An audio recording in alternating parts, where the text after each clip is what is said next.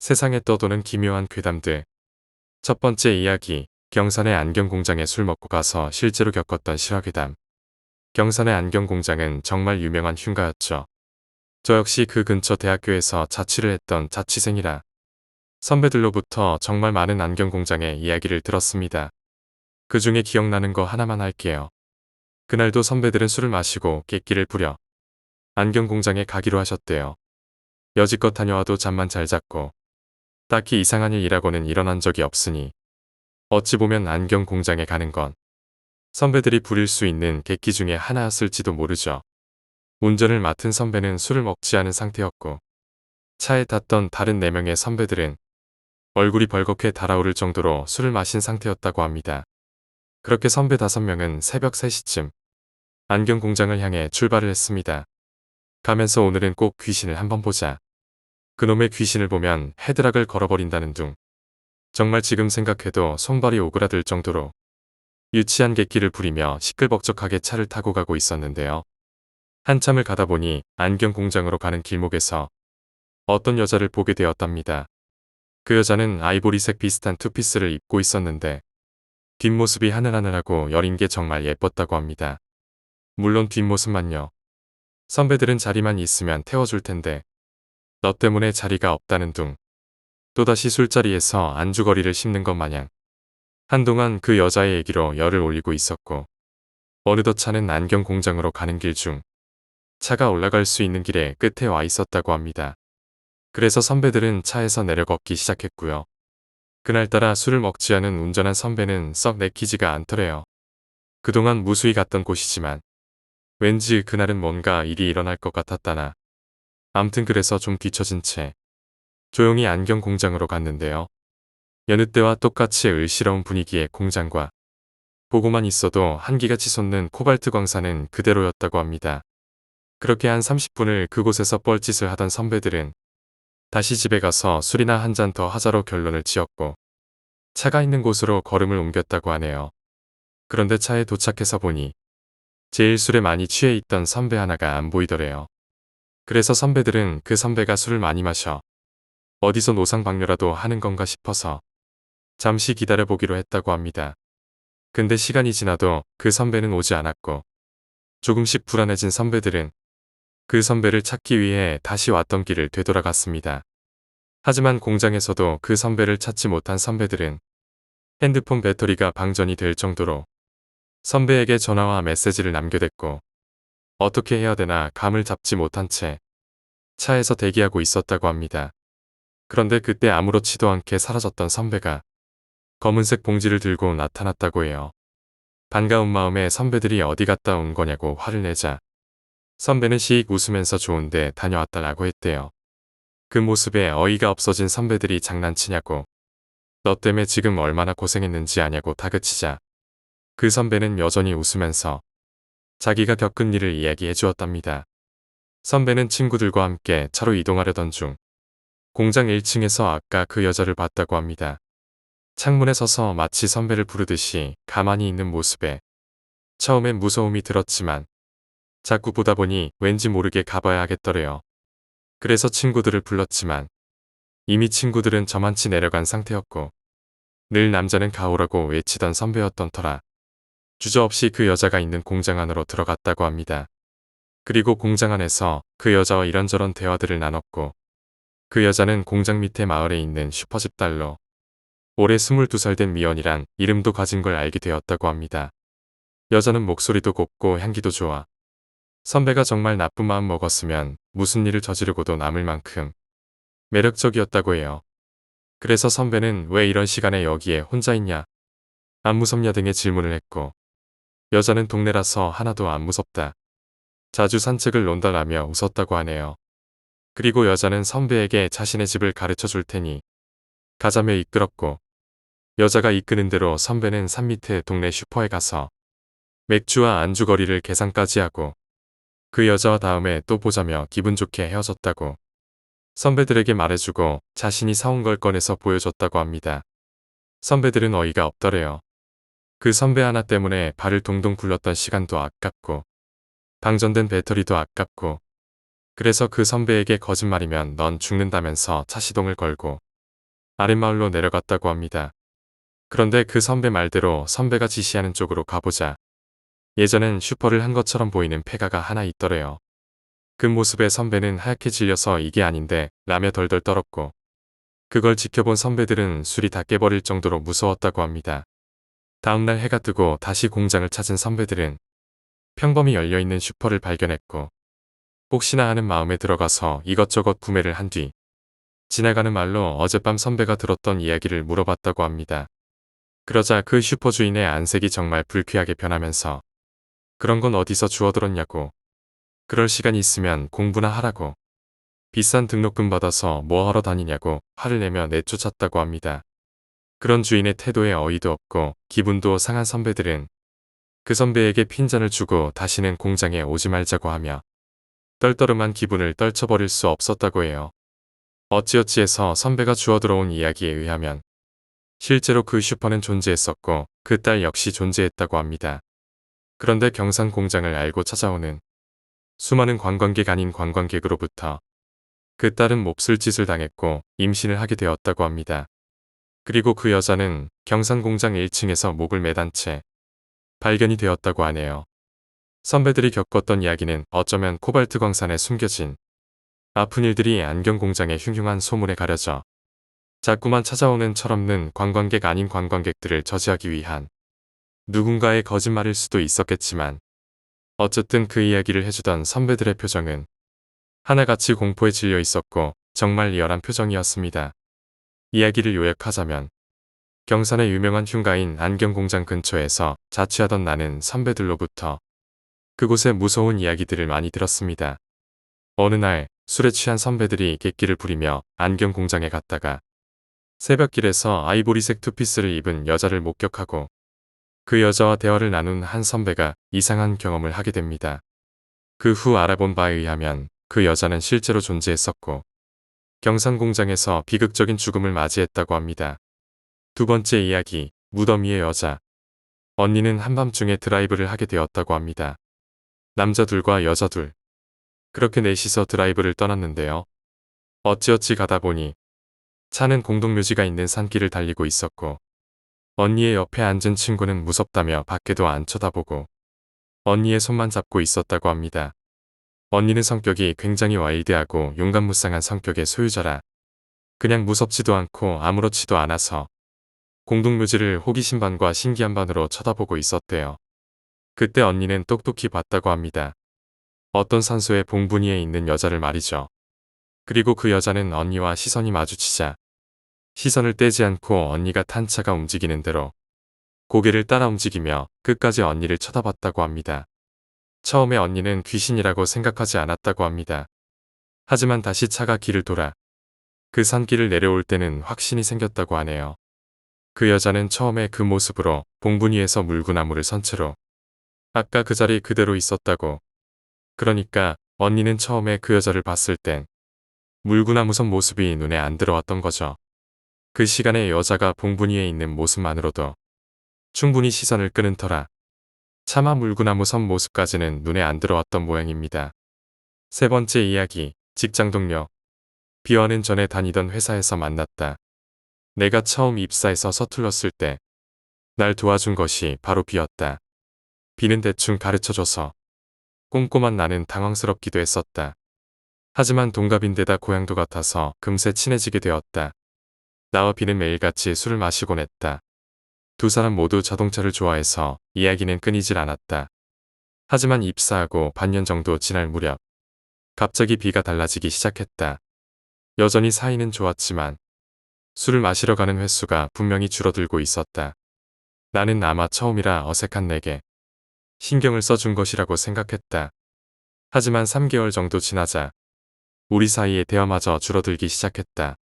내가 말을 거는 경우는 많았지만 비는 내게 말을 걸지 않는다. 그나마도 일에 관련된 사무적인 내용뿐이었다. 내가 무슨 잘못이라도 한 것일까? 나는 다른 동료들에게 상담을 했지만 모두들 한결같이 비가 달라진 것은 없다는 말뿐이었다. 전에는 밝은 성격이었고 매일 저녁 술도 같이 마셨다고 해도 어째서인지 다들 석연치 않은 표정을 지을 뿐이었다. 이해할 수 없었지만 생각할 시간도 없었다. 갑자기 비가 무단 결근하기 시작해서 일주일 동안 출근을 하지 않았던 것이다. 몇 번이고 연락했지만 그때마다 헛수고였다. 긴급 연락처에 적혀 있던 비의 친가에도 연락이 닿지 않았다. 걱정이 된 나는 비의 주소를 상사에게 물어 직접 찾아가기로 했다. 매우 낡은 목조 아파트. 주변은 황폐해져서 잡초가 무성했다. 비의 방은 2층 가장 안쪽이었다. 녹슨 계단을 올라가 통로를 나아가자 확실히 비의 이름이 새겨진 문패가 걸려있다. 문 앞에는 신문이 산더미처럼 쌓여있다. 친한 사이긴 했지만 비의 집에 오는 것은 처음이었다. 나는 초인종을 눌렀다. 반응이 없다. 집에 없는 것일까? 나는 문을 두드리고 소리를 질렀다. 여전히 대답은 없었다. 자고 있거나 외출한 것일까? 하지만 중병으로 쓰러져 있는 것인지도 모른다는 생각이 들었다. 나는 살그머니 문고리를 돌렸다. 문은 열려 있었다. 기기기거리는 큰 소리를 내며 문이 열렸다. 현관은 어째서인지 흙투성이었다. 안쪽까지 계속 흙이 떨어져 있었다. 도저히 신발을 벗고 들어갈 수 없는 정도였다. 나는 그대로 신발을 신고 안으로 들어섰다. 현관에 들어가자마자 부엌이 보였다. 세면대에는 평범하게 물이 채워져 있고 작은 벌레의 시체가 몇 개 떠올라 있다. 어째서인지 식기류는 보이지 않는다. 나는 비를 찾아 다른 곳으로 눈을 돌렸다. 그러자 안쪽 방의 문이 조금 열려 있는 것이 보였다. 문 틈새로는 아무것도 보이지 않았다. 기분 나쁜 분위기가 감돈다. 나는 문을 열었다. 방에는 빛이 사라져 있었다. 다다미 6장 정도 넓이의 방이었다. 방에 두껍게 쳐진 커튼 틈 사이로 작은 빛이 새어 들어오고 있었다. 아무것도 없는 방이다. TV도 테이블도 가구나 가전제품은 하나도 없었다. 하지만 방 한 구석에 매우 큰 그리고 시커먼 그림자가 보였다. 그것은 무려 2미터가 넘는 거대한 썩은 나무였다. 그것은 작은 방에 맞지 않아 천장을 조금 뚫었을 정도의 크기였다. 전체가 검게 변색되어 있고 습기에 젖어 있는 것 같았다. 아래쪽에는 곰팡이인지 이끼인지 모를 기묘한 식물이 다다미에 자라있다. 곳곳에는 검붉은 옷감 같은 것이 감겨있고 그 위에 본 적 없는 글자로 무엇인가 적혀있다. 이 썩은 나무도 이상하지만 도대체 왜 이게 비의 방에 있는 것일까? 자세히 보면 나무의 좌우에는 자연석인가 싶은 축구공 모양의 돌이 재단에 손재주 좋게 쌓여있다. 허리 높이의 재단의 위에는 초가 흩어져 있다. 그 외에도 절에서 쓸 법한 물건이 여기저기 흩어져 있었지만 용도나 이름은 알 수 없었다. 나는 방에 불을 켜기 위해 스위치를 눌렀다. 하지만 불은 전혀 켜지지 않았다. 갑자기 얼굴에 무엇인가 떨어진다. 손으로 치우면서 알았다. 어두워서 잘 보이지 않지만 곳곳에 바퀴벌레가 있는 것 같았다. 기분 나쁜 거대한 썩은 나무와 의식을 치른 것 같은 흔적. 거기에 더러운 방까지. 도대체 비에게 무슨 일이 일어난 것인가? 비가 걱정됐지만 솔직히 나는 빨리 도망치고 싶었다. 아마 비는 이곳에 없을 것이다. 나가면서 목욕탕과 화장실을 살펴보고 아파트에서 나가자. 그리고 경찰에 연락하면 될 거야. 그렇게 생각하면서 나는 방을 나가려고 했다. 그런데 그때 와직하는 소리가 들려왔다. 나무다. 썩은 나무에서 소리가 난다. 이제 더는 싫다. 이런 곳에서 도망치고 싶다. 하지만 나는 본심과 반대로 확인해보기로 했다. 분명히 벌레일 것이다. 그랬으면 좋겠다. 나는 썩은 나무에 가까이 가서 나무를 응시했다. 자세히 보니 곳곳에 큰 못이 박혀 있다. 기분 나쁘다고 생각하며 썩은 나무의 표면을 보고 있을 때였다. 나는 놀라 소리를 질렀다. 나무 가죽 틈새에서 무엇인가가 나를 보고 있었다. 눈은 멍하게 떠져서 나를 가만히 응시하고 있었다. 나는 반사적으로 뒤로 물러나다 엉덩방아를 찍고 말았다. 썩은 나무 안쪽에서 기분 나쁜 손이 나온다. 분명 인간이다. 이 썩은 나무 안에는 인간이 들어가 있었던 것이다. 아니 비어서 그 안에 인간이 들어가 있었던 것이다. 그리고 계속 보고 있던 것이다. 썩은 나무의 가죽이 차례로 벗겨져 나가고 어두운 방 안에서도 그 모습이 보이게 되었다. 거기에 있던 것은 비였다. 머리카락은 거의 빠져 있었고 피부는 보라색으로 변해 있었다. 턱을 쩍 벌려서 침이 질질 흐르고 있었다. 검은 지네 같은 모습의 벌레가 아무것도 입지 않은 비의 몸에 붙어 있었다. 너무나도 무서운 모습이었지만 보자마자 비라는 것을 알 수 있었다. 무서워서 말도 안 나왔다. 비의 몸에서는 군데군데 피가 흐르고 있었다. 나무에 박혀있던 못 때문일까? 충혈된 눈은 엄청난 속도로 미친 듯 움직이고 있었다. 침을 마구 흩뿌리며 휘청휘청 내게로 걸어온다. 온몸이 덜덜 떨려서 힘이 들어가지 않는다. 나는 넘어진 채로 비를 바라볼 수밖에 없었다. 이제 비는 눈앞까지 다가왔다. 두려워하는 나를 두고 비는 갑작스레 토했다. 녹색의 끈적거리는 액체 투성이의 기묘한 물체가 내 발 밑에 토해졌다. 지금까지 본 적도 없는 것이었다. 아니, 알고는 있지만 차라리 모르고 싶은 것이었다. 그것은 인간이었다. 작은 인간이었다. 인간의 형태를 한 무언가였다. 그것은 무표정하게 멍하니 나를 응시하고 있다. 비는 스스로 토해낸 그 물체를 잠시 바라보고 있었다. 그리고 천천히 나를 보며 만족스러운 표정으로 웃었다. 비와 시선이 마주친 순간 공포로 미칠 것만 같았다. 어쩌면 나는 이미 미쳐 있었는지도 모른다. 그것은 비의 탓이 아니었다. 물론 비도 굉장히 무서웠다. 하지만 그때 보았던 것이다. 비보다 훨씬 무서운 것을. 비의 등 뒤에 보이는 썩은 나무의 틈에서 비와 같은 모습을 한 것들이 기어나오고 있었다. 생존 본능이었을까? 생각조차 되지 않는 머릿속에서 도망쳐야 해. 라는 강한 충동이 나를 이끌었다. 나는 단숨에 방을 뛰쳐나와 현관으로 달렸다. 밖으로 나가는 순간 나는 무의식적으로 뒤를 돌아보았다.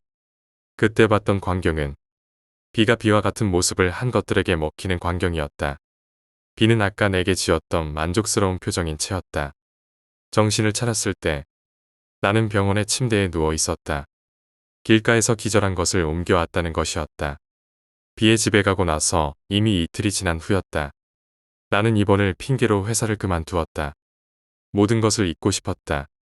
모든 것이 꿈이었다고 믿고 싶었다. 상사나 동료들에게는 어떤 말도 할 수 없었다. 비는 없었다는 말만 전했다. 경찰이 비의 집을 수색했지만 그를 찾을 수는 없었다고 한다. 나 역시 수사를 받았지만 별 문제는 없었다. 퇴원하고 나서 나는 몇 년 동안 정신치료를 받았다.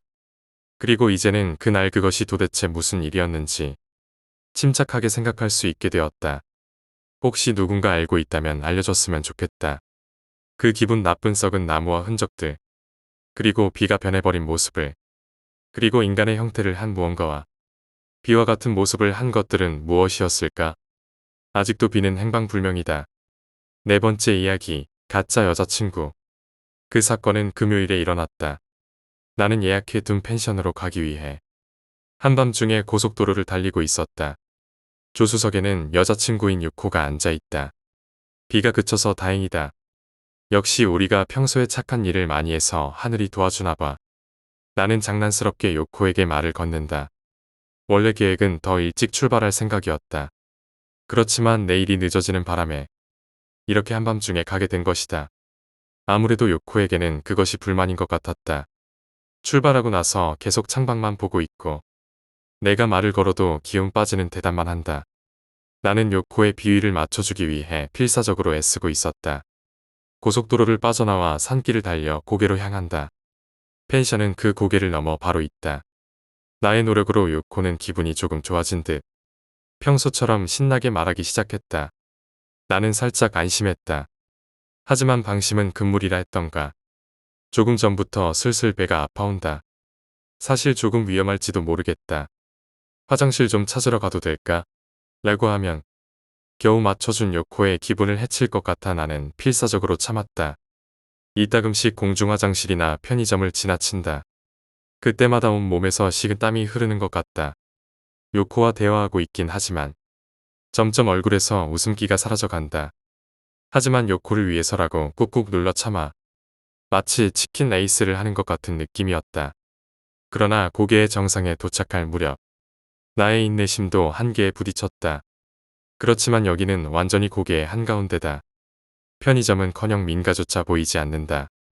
최악의 사태가 머릿속을 스치고 지나간다. 식은땀이 줄줄 흐른다. 그때 가로등 하나 없는 어두운 길 저편에서 마치 떠오르듯 작은 주차장과 공중 화장실이 보였다. 나는 지체 없이 그쪽으로 핸들을 돌렸다. 왜 그래? 화장실 가려고. 요코의 말에 조심스럽게 대답한다. 더 이상 버티기 힘들어서. 바로 화장실이 있어서 다행이네. 라고 그녀가 웃으면서 말했기 때문에 나는 마음을 놓고 차를 멈췄다. 그곳에는 자동차 몇 대가 설 수 있는 공간과 공중 화장실이 있었다. 가로등은 하나만 켜져 있어 주변은 어슴푸레했고 다른 차는 한 대도 없었다. 나는 요코를 차에 남겨두고 차에서 내렸다. 화장실은 좌우에 입구가 있고 왼쪽에 남자 마크가 붙어 있었다. 밖에서 보기에는 낡고 더럽다. 평소라면 기분 나빠서 결코 들어가지 않았겠지만 지금의 나에게 선택할 여유 같은 건 없다. 종종 걸음으로 왼쪽 입구로 들어갔다. 입구에 들어서고 깨달았지만 화장실 안은 절전을 위해서인지 불이 들어오지 않았다. 가까스로 천장 가까이 창에서 달빛이 들어오고는 있지만 안은 깜깜해서 아무것도 안 보인다. 나는 라이터에 불을 붙이고 화장실 안을 들여다본다. 오른쪽 벽에 스위치를 찾아내서 누른다. 지지직거리는 작은 소리와 함께 형광등의 창백한 빛이 화장실을 채웠다. 형광등이 낡은 것인지 불규칙하게 깜빡이고는 있지만 이를 보기에는 충분하다. 화장실은 오른쪽 벽 옆에 소변기가 4개 있고 그 왼쪽으로 칸들이 서 있었다. 모두 3칸이 있었지만 맨 마지막 것은 작은 자물쇠로 잠겨 있다. 첫 번째 칸부터 열었지만 너무 더러웠다. 나는 얼굴을 찡그리며 두 번째 칸의 문을 열었다. 여기는 그나마 좀 깨끗한 편이다. 나는 안으로 들어가 문을 잠그고 이를 보았다. 가벼운 쾌감을 느끼며 칸막이 안의 모습을 살펴보았다. 오른쪽 아래의 틈새로는 작은 나방이 죽어 있다. 왼쪽 틈새에는 걸레 같은 게 보인다. 다행히 더러운 화장실이라도 화장지는 제대로 있어서 나는 안심하고 있었다. 이를 다 보고 바지를 올리려고 하는데 문득 입구 쪽에서 인기척이 느껴졌다. 따로 소리가 난 것은 아니었다. 그저 기색이 느껴졌던 것이다. 저벅저벅하고 천천히 걷는 발소리가 작게 울려 퍼진다. 나 말고도 아슬아슬하게 화장실에 온 사람이 있는 걸까? 하지만 어쩐지 발소리의 위화감이 느껴진다. 나는 귀를 기울였다. 맨발인가? 발소리는 칸막이 앞에서 멈춘다. 그 고요함에 긴장해서 나는 무심코 침을 삼켰다. 그 소리가 온 화장실에 울려 퍼지는 것 같은 착각이 들었다. 기익하고 문이 열리는 소리가 오른편에서 들렸다. 나는 조금 마음이 놓여서 바지를 올리고 벨트를 맸다. 그리고 나가기 위해 문에 손을 대는 순간 문득 깨달았다. 오른쪽에서 문을 닫는 소리가 나지 않았던 것이다. 그 의문 때문에 나는 무의식적으로 아래쪽을 내려다 보았다. 틈새로 이쪽을 향한 맨발의 다리 2개가 보인다. 더러운 맨발의 다리가 이쪽을 향하고 있다. 그것을 보자 온몸에 한기가 서렸다. 무심코 뒷걸음치다. 등이 벽에 부딪힌다. 그리고 넋을 잃은 것처럼 넘어졌다. 그 순간 치직하는 소리와 함께 화장실 안에 불이 꺼졌다. 내 입에서 작게 비명이 나왔다. 몸에 힘이 들어가지 않아서 움직일 수가 없었다. 머릿속이 공포로 패닉이 된다. 무슨 일이 일어나는 것인지 이해할 수는 없지만 공포감이 밀려든다. 암흑 속에서 또 저벅저벅하고 발소리가 들리기 시작했다. 이번에는 그 칸 안을 돌아다니는 소리였다. 나는 반사적으로 문을 필사적으로 잡았다. 정체를 모르는 것으로부터의 공포. 무엇일까? 하지만 여기에 들어올지도 모른다. 그것만은 막고 싶었다. 그렇지만 잡고 있는 손이 떨려서 힘이 들어가지를 않았다. 공포와 무력감 때문에 나는 울 것만 같았다.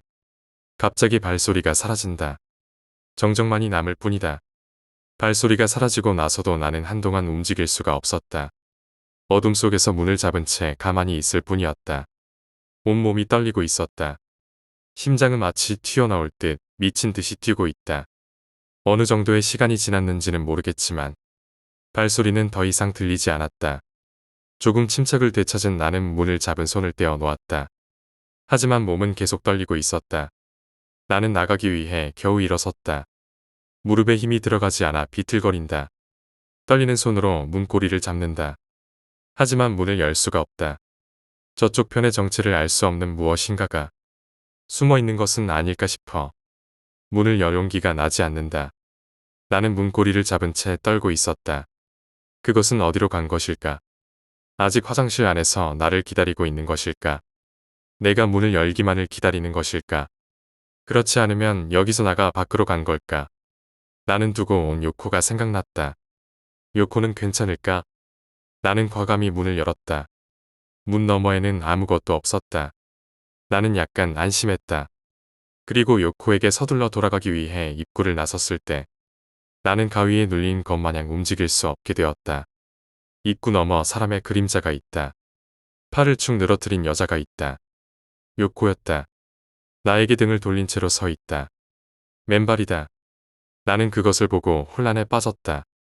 이름을 부르려고 했지만 목소리가 나오지 않는다. 내가 움직이지도 못하고 가만히 있는 사이 요코는 밖을 향해 그대로 걷기 시작했다. 그리고 순식간에 나의 시야에서 사라져버렸다. 무슨 일이 일어나는 것인지 나는 이해하지 못하고 망연자실하게 서 있었다. 하지만 곧바로 요코가 무엇인가에 홀린 것이라고 생각해 화장실에서 뛰쳐나왔다. 요코가 향한 곳은 화장실 뒤쪽의 숲이었다. 숲을 자세히 보자 요코의 뒷모습이 10m 정도 앞에 보인다. 나는 요코를 쫓아 숲으로 들어갔다. 요코의 이름을 부르면서 달리기 시작한 순간 요코도 달리기 시작했다. 나는 필사적으로 요코의 뒤를 쫓았다. 숲속은 비가 내린 탓인지 질퍽거렸다. 그리고 여기저기 나무 뿌리가 튀어나와 있어 달리기도 힘들었다. 달빛마저 비치지 않는 숲속에서 몇 번이나 넘어지면서 필사적으로 달린다. 그러나 아무리 달려도 요코와의 거리는 전혀 줄어들지 않는다. 마치 두 사람이 완전히 같은 속도로 달리고 있는 것 같은 느낌마저 들었다. 나는 달리면서 계속 요코의 이름을 불렀다. 그러나 요코는 대답도 하지 않고 계속 달릴 뿐이었다. 이대로라면 요코는 무엇인가가 데리고 사라져버린다. 그 생각이 공포 이상으로 강해져서 몸은 더 이상 떨리고 있지 않았다. 몇 번이고 넘어지면서 온 몸은 상처투성이다. 그렇지만 나는 요코를 반드시 되찾기 위해 요코만을 바라보며 달렸다. 요코를 반드시 지킨다. 어디까지고 따라가서 정체 모를 그것으로부터 요코를 되찾는다. 마음속에서 강한 의지가 넘쳐나는 것이 느껴졌다. 얼마나 달린 것일까? 요코가 나무의 좁은 틈새를 달려나가더니 갑자기 모습이 사라졌다. 나는 당황했다. 갑자기 벌어진 사건에 무심코 멈춰 서 주위를 둘러본다. 요코의 모습은 어디에도 없다. 어쨌거나 나는 요코가 사라진 좁은 나무 틈 사이로 다가간다. 겨우 통과할 정도의 크기다. 그 사이로 지나가려는 순간 갑자기 허리 근처에서 굉장한 충격이 느껴졌다. 다리가 지면에서 붕 떠서 날아간다. 땅에 부딪힌 둔한 아픔 너머로 넘어진 내 몸 외에 다른 사람이 있다는 것을 알아차렸다. 요코였다. 요코는 내 허리에 매달려서 울면서 말했다. 나는 이해를 할 수 없어서 멍하니 올려다 보았다. 내가 가려던 곳에 매달린 로프고리가 흔들리고 있다. 나는 매달려 흐느껴 울고 있는 요코의 머리를 살그머니 어루만졌다. 나를 올려본 요코의 얼굴은 진흙투성이었다. 평소와 마찬가지인 내 모습을 보고 안심했는지 요코가 살짝 웃었다. 평소의 요코였다. 그럼 도대체 나는 무엇을 쫓고 있던 것인가? 차로 돌아오면서 나는 요코에게 자세한 설명을 들었다. 내가 화장실에서 돌아올 생각을 하지 않길래 걱정이 돼서 보러 갔더니 내가 숲으로 들어가는 것이 보였다는 것이었다. 그래서 당황해서 따라왔다는 것이었다. 뒤에서 계속 나를 불렀지만 나는 계속 달리기만 했었다고 한다. 겨우 따라잡을 만큼 왔더니 내 얼굴 앞에 교수형에 쓰는 로프가 보였다는 것이다. 그것을 본 순간 넋을 잃고 그대로 몸을 던졌다는 것이었다. 나는 아무 말 없이 그것을 듣고 있었다. 나는 요코의 머리를 어루만졌다. 요코 같은 것을 보고 숲에 들어간 것을 나는 말하지 않았다. 말할 필요가 없다고 생각했다. 아마 처음부터 홀려있던 것은 나였을 것이다. 주차장으로 돌아와서 펜션에 곧 도착할 것이라고 연락을 했다. 자동차 문을 열고 운전석에 앉는다. 마음이 놓여서 그런지 피로가 밀려든다. 펜션에 도착하면 목욕하고 죽은 듯이 자고 싶다. 그렇게 생각하며 요코가 조수석에 앉은 것을 확인하고 시동을 건다. 시야의 끄트머리에 요코의 입가가 보인다. 그 입술이 한쪽으로 올라간다. 엔진이 돌아가는 소리에 묻혀 요코가 작게 중얼거린다. 조금만 더 갔으면 됐을 텐데. 등골이 오싹해진다. 핸들을 잡은 손이 떨린다. 온몸에 식은 땀이 흐른다. 심장이 뛰는 것을 느끼며 요코 쪽을 본다. 괜찮아. 요코가 나의 얼굴을 보고 말했다. 거기에 삐뚤어진 미소는 없고 환하게 웃는 얼굴의 요코가 있을 뿐이다. 그런 일을 겪은 탓에 환청이라도 들은 것일까? 아무것도 아니야. 나는 그렇게 말하고 엑셀을 밟았다. 도로를 달리면서 나는 어떤 무서운 것 한 가지를 생각해냈다. 그리고 필사적으로 그것을 확인하고 싶어졌다. 나를 도우러 왔을 때 요코는 구두를 신고 있었나? 도저히 그것이 생각나지 않는다. 요코를 보니 진흙과 눈물 자국을 열심히 닦고 있다. 시선이 마주치자 평소처럼 웃는 얼굴로 나를 바라본다. 나는 똑같이 웃어주며 살며시 요코의 발밑으로 시선을 돌렸다. 어둠 속에서 붉은 하이힐이 빛나고 있었다. 지금 차 안에 있는 요코는 진짜가 아닌 걸까? 그렇다면 진짜 요코는 어디에 있는 거지?